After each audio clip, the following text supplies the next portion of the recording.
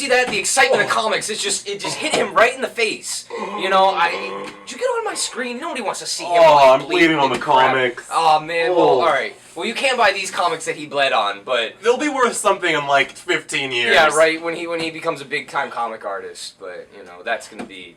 it's gonna be a while. Like 15 years. Yeah. But, yeah, we got comics for you. This is Zanadu Comics, downtown Seattle. I'm Casey. I'm Morgan. In pain. That's right. And yeah, comics. So, starting off this week, the massive, giant powerhouse to rival My Little Pony. It is Adventure Time. Mathematical edition of Adventure Time. And you got Finn on the front, Jake on the back, extras all over it. Oh, look, it's BMO. You love BMO. BMO. You play games on BMO, or you wish you could. If they made a Game Boy BMO, you know you would buy a Game Boy BMO. But yeah, this is the first, I think, 8 issues, I want to say. 7 or 8 of the wildly popular Adventure Time comic in a bigger edition. It's got extras. It's, you know, got tons of covers. It's got all the pinup stuff and all the covers that, you know, were really expensive that you couldn't buy, that you couldn't find. And there is, in fact, as well, an extra bonus story never before seen anywhere else. That's right. So, get your mathematical adventure awesomeness on Adventure Time. Alright, and then over out of DC this week, we have the 3rd issue of their sci-fi anthology book, Threshold, featuring the gritty reboot of Captain Carrot. Yes, that nobody wanted.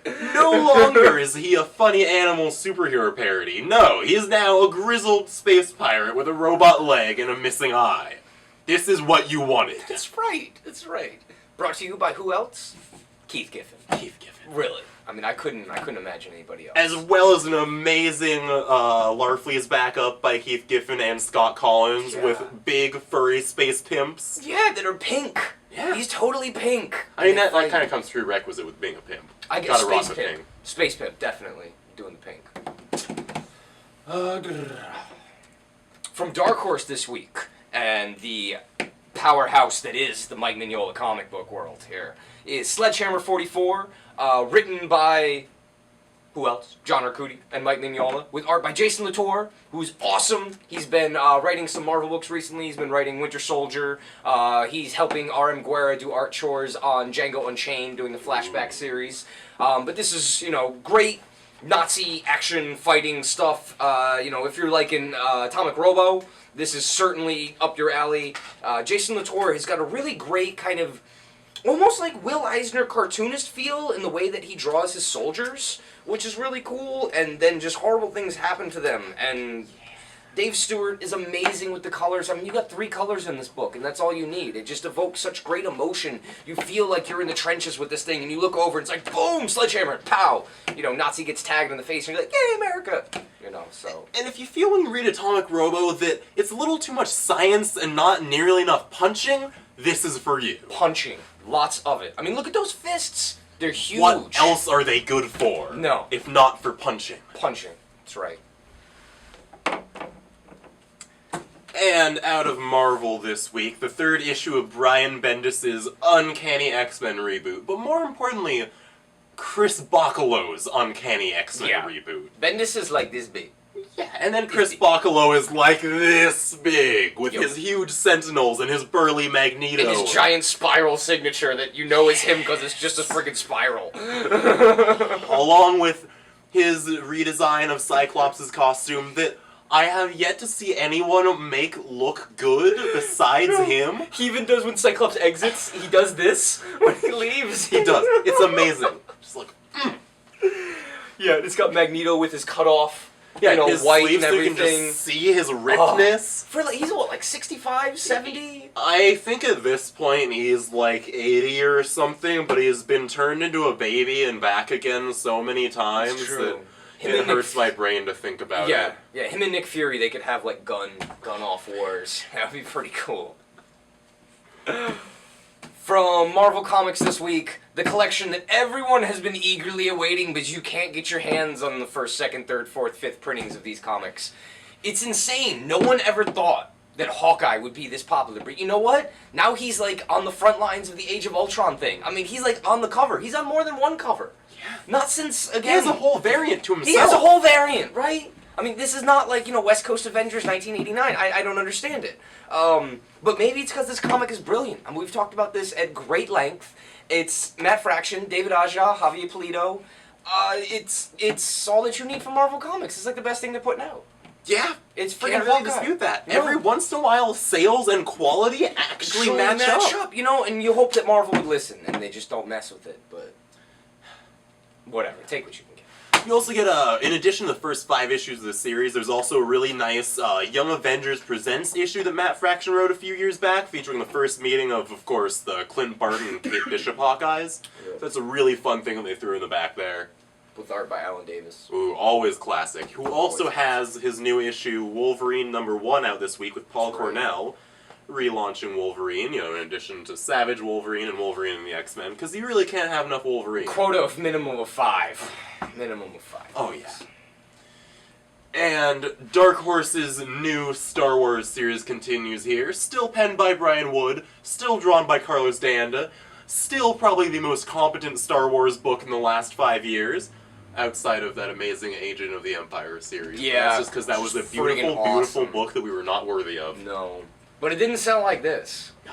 People love the Han Solo. I mean, with the new, you know, reboots of the movies and everything, people are all just yeah, the Alex Ross covers don't hurt either. No, they don't. A lot of money being thrown around here. A lot of money. I mean, now that they have Disney money. Oh, I mean, you thought Lucas had a lot of money. Also from Dark Horse this week, a great one-shot called Buddy Cops.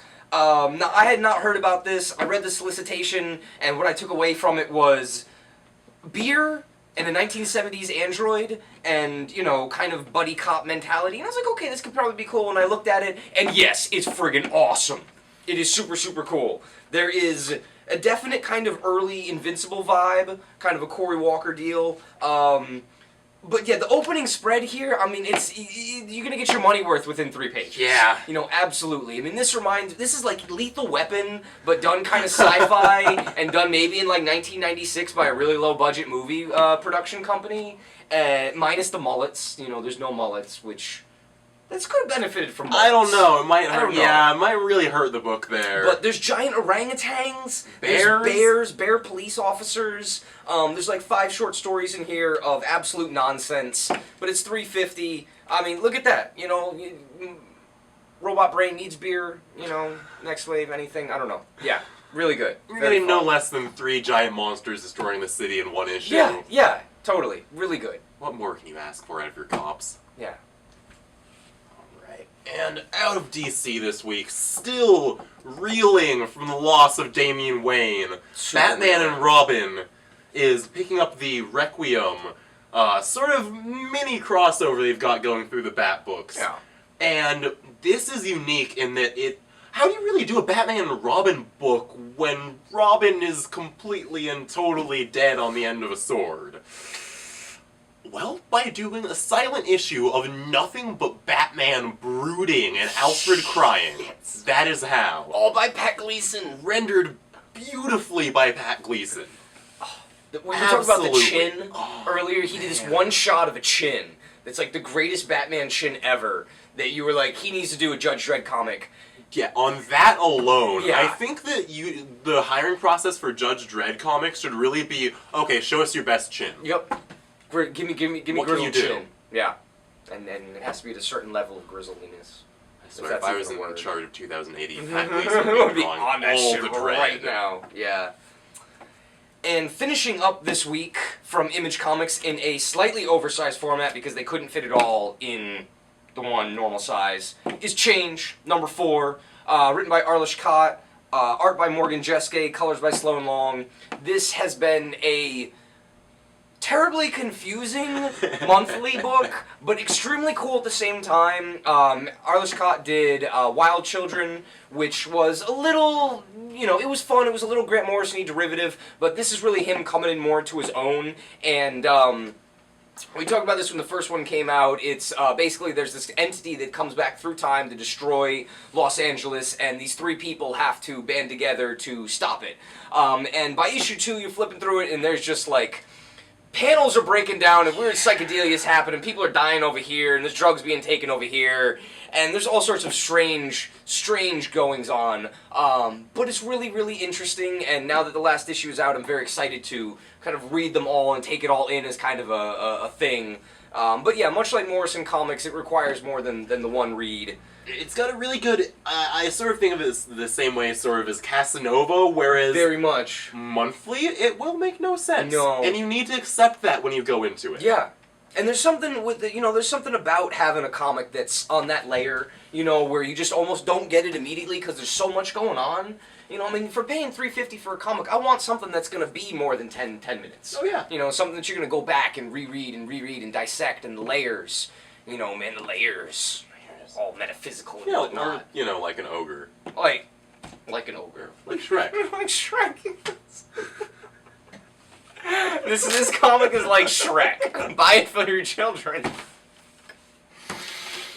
Alright, and closing out this week out of DC, we have the hardcover collection of James Robinson and Nicholas Scott's Earth 2, which is, of course, a reimagining of, the classic Golden Age Heroes Earth. You've got Alan Scott, Jay Garrick, there's a new Hawk Girl. They're introducing all of the Justice Society characters, basically, but in basically an Earth where the New 52 Justice League plot went horribly, terribly wrong.